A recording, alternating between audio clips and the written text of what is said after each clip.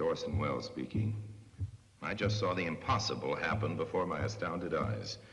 I saw a man grow smaller and smaller day by day. I saw the loneliest and most frightened creature on earth living a nightmare in a world of giants. The incredible shrinking man.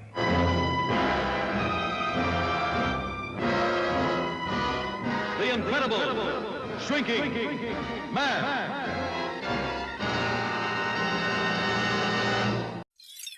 That's based on the oh-so-clever idea that if your opponent is here on the spectrum, that you want to be infinitesimally to their right so that you can capture every marginal voter right up to where they are.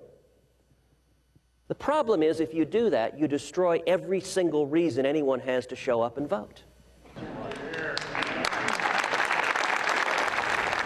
So if you've been paying attention to American politics for, I don't know, any point in history, you've heard some version of this before. The base of the out-of-power party scoffing at the suggestion that moving to the middle is the way to get back in the game and insisting that long-term, permanent electoral glory is right around the corner, if and only if the whole party would just move closer to where the base is.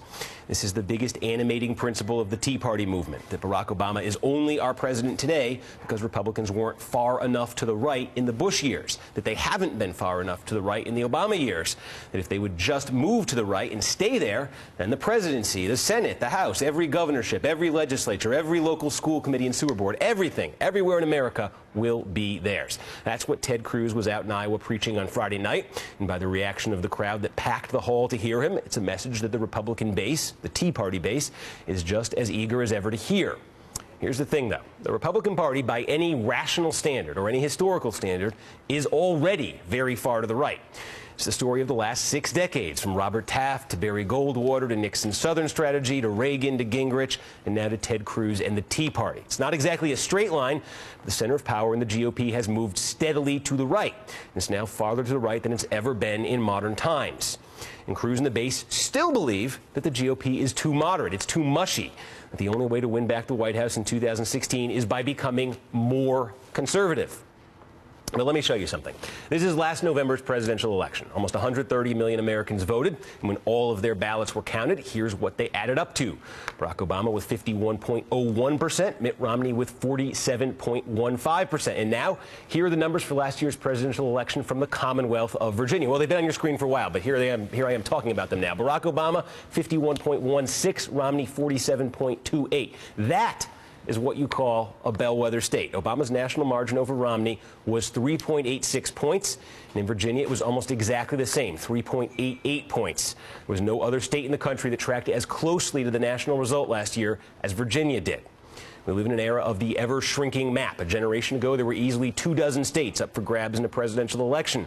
But voters have sorted themselves out, as we talked about earlier. Parties have sorted themselves out, and now just a handful of truly competitive states are left when it comes time to choose a president, which makes those very few swing states that are left more important than ever to each party's White House hopes. And of the swing states that are left, as those numbers show, Virginia now stands as the swingiest of them, if that's the right word. It really may be the single most important battleground in the next presidential election, which makes the election that's playing out right now in Virginia a potentially significant indicator of how swing voters are processing the political upheaval of the past year. Everything that's happened, everything President Obama has said and done, everything Republicans have said and done since last year's election. The office of governor of Virginia is open, and if Ted Cruz is right about what the Republican Party needs to do to start winning again, then this is a race they should win. Because Republicans in Virginia have nominated for governor a genuine Tea Party hero, Ken Cuccinelli. He's the crusading far-right state attorney general who rose to fame by leading the legal fight against Obamacare. And Cuccinelli checks the box on every issue the Tea Party says it cares about. He more than checks the box. He embodies the movement. He came to prominence with the movement. He provided grist for the movement. And he's hitting his Democratic opponent with every weapon the Tea Party believes should be used against any Democratic candidate. I was the first to fight Obamacare, but my opponent didn't think it went far enough. Why would we expand failure? Send Washington a message and say no to Terry McAuliffe's expanded Obamacare by voting for me on November 5th. Oh, and about that Democratic opponent, Cuccinelli got a gift there because Terry McAuliffe is a profoundly unpopular candidate. Poll after poll shows him with alarmingly high negative ratings. People don't like him. He ran for governor once before and he got crushed in a Democratic primary. He is exactly the kind of Democrat, as one writer put it this year, that Democrats have been waiting to vote against. And here's what McAuliffe's campaign message amounts to.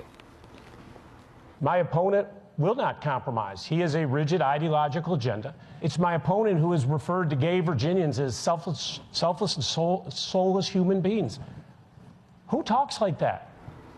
And if you've seen the polls, you know which of these messages is winning in Virginia. Here is the latest one of those polls, 46-39 for McAuliffe. And it has been that way for months now. McAuliffe is significantly ahead in this race. And barring an October surprise, he is probably going to win it. There really is no excuse here for the Ted Cruz types. This is an off-year election. Republicans are supposed to have a leg up in those. There's a Democrat in the White House, and Virginia almost always elects the gubernatorial candidate from the party that doesn't control the White House. Democratic nominee is amazingly unlikable. This is a swing state, and the GOP has nominated exactly the candidate the Ted Cruzes of the world wanted them to nominate, and it's not working out. If this isn't a preview of what will happen if national Republicans make the same move, if they nominate the same type of candidate, the national equivalent of Ken Cuccinelli in 2016, then I don't know what is. But is that the lesson the Tea Party is going to take from a Cuccinelli defeat? Is it a lesson that they can ever take from anything? Here to help answer that, we have Robert George of the New York Post, Norm Ornstein of the American Enterprise Institute, and joining us, we have Kate Nocera. She's a Capitol Hill reporter for BuzzFeed.com, and syndicated columnist Bob Franken. And Robert, as the designated conservative on the panel, I'm going to start with you. What do you, okay, admitting the possibility that something changes radically and Ken Cuccinelli somehow wins this race, if he doesn't lose, if all these polls we're seeing are right, how do you think the conservative movement is going to interpret what's happening in Virginia right now? Oh, well, first of all, I think they look at the fact that you've got two very, very deeply flawed candidates on the top of the ticket there, McAuliffe and Cuccinelli. McAuliffe for all the reasons that you mentioned before.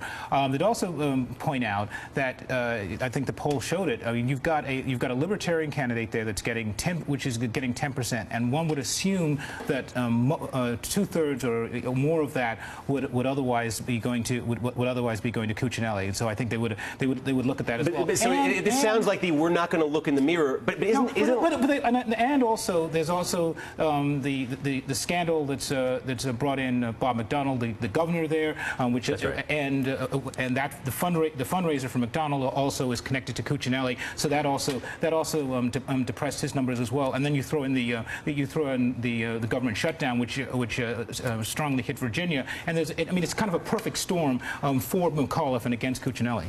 Well, you know, I'm remembering the Louisiana race several years ago for governor when David Duke, Ku Klux Klansman, was running against Edwin Edwards, who subsequently went to prison. And the Edwards forces put out a commercial saying, "Vote for the crook." It's important. That's right. That was the tagline. It's important. I'm not going to say that maybe it's reached that extreme in Virginia, but you have somebody on the Democratic side who many people view as just plain old smarmy, to be honest with you, Terry McAuliffe, who could put out a commercial saying, "Vote for the smarmy one," because